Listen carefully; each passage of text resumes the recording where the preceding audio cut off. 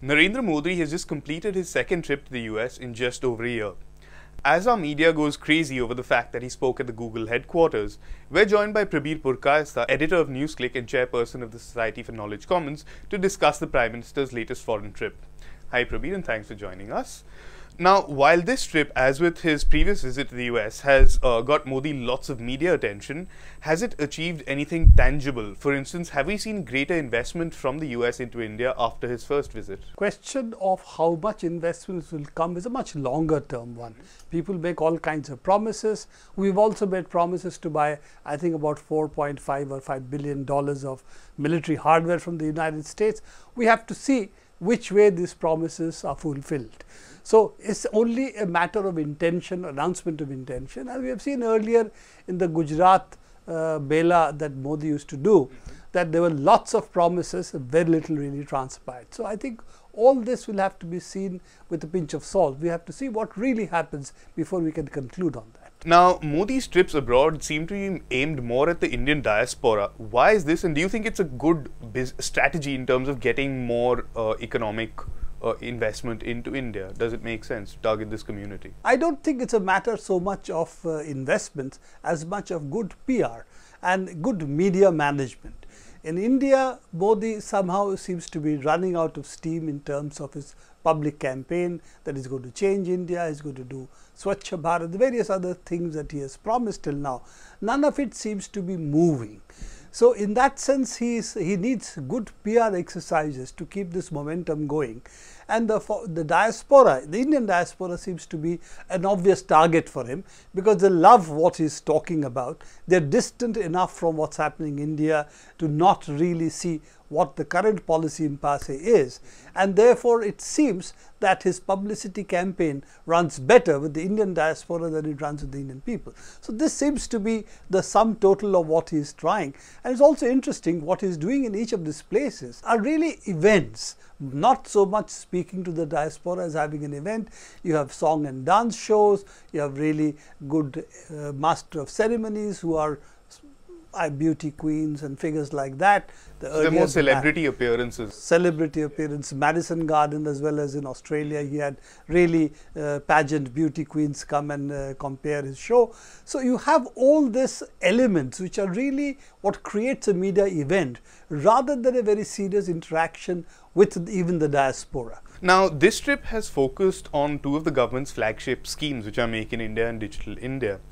Now, do you think foreign technology companies, who Modi has spent a lot of time with on this trip, can actually contribute to these projects in any way?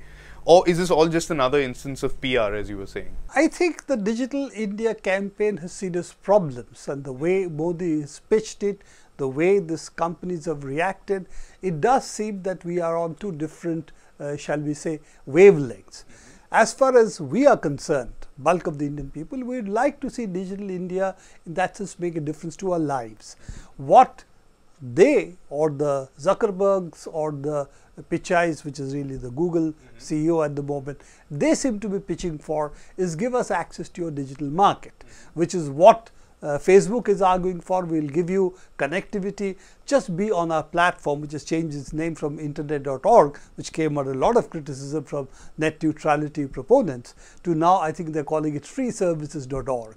So similarly, Google has also talked about that they will give connectivity to the Indian railways in terms of Wi-Fi installations in about 500 stations. Yeah. Now, all of it is today that personal data has become valuable. It's a commodity of commerce, and digital commerce really means personal data being procured and used for selling it to advertisers. So what essentially it means that if you provide access but you do not control who uses the personal data through this digital access, you are really empowering the market grab by foreign companies in the Indian digital sphere.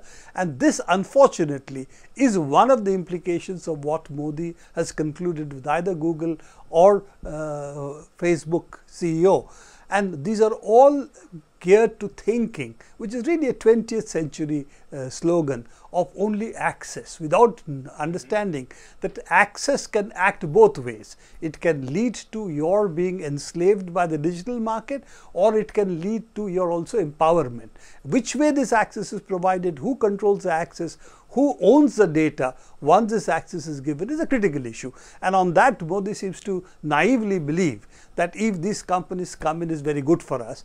And if we just look at what China has done, protected its digital market, and the result of the top 10 companies in the world, 3 today are actually Chinese companies, and all others are American companies, precisely because they have been able to protect their digital market. I'm not therefore justifying their great firewall of China, but nevertheless the value of protecting the digital market is visible here. So do you think there is merit in placing so much emphasis on technological solutions to what are broadly socio-economic problems? I mean, because that is what this government is trying to do. They're saying we will provide you better services because we have digital India, we have access to these sort of technologies.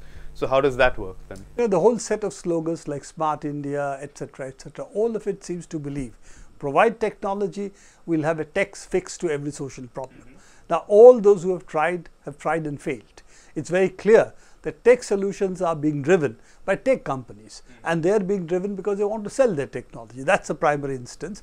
And in the case of Google and Facebook, it's also getting hold of all the basically the personal data of the people, because that's the commodity they want.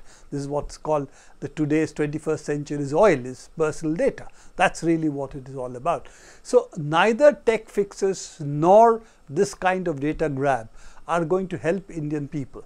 If we want to make a people-centric investment in technology, yes, technology can solve problems, but we have to see how it is to be used, who is going to use it, and for whom this technology is going to be used. That's really going to determine whether technology will be a solution or technology will also be the problem of what we face currently. Now, how do you view the engagement of these foreign companies in the creation of digital infrastructure itself? We know that they've all been complicit with the US government in terms of spying on the entire world, including on India.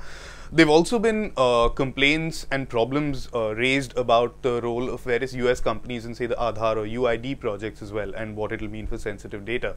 So what sort of role do you think these technology companies should have in building infrastructure, particularly given our government's stance in the Supreme Court that there is no right to privacy in India? Well, I think the essential problem that we have is this government, as well as the previous government, did not put a high price on Indians' privacy, A. B, was willing anyway to offer our data to NSA and others. India is a signatory to the agreement with NSA that they will give access. India will give access to the NSA third party. Yeah, the third party agreement is we are one of the, I think, 33 countries who have given such access. So we don't seem to have bothered about this anyway. And it's interesting.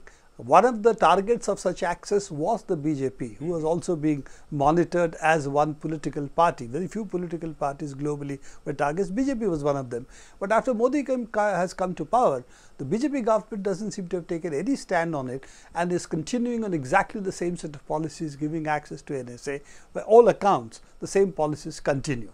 So we have this problem that the government of India believes that NSA is their ally against what they consider as a war on terror, and India wants to be a partner in that sense with the United States. So this is one problem we anyway have, and as you know, that the US government also has access to all the data that Google or Facebook has, because under law Google and Facebook have to provide access to them, and they do provide privileged access to their data to the NSA and other intelligence agencies of the United States. So that's the de facto de jure status that we all know about.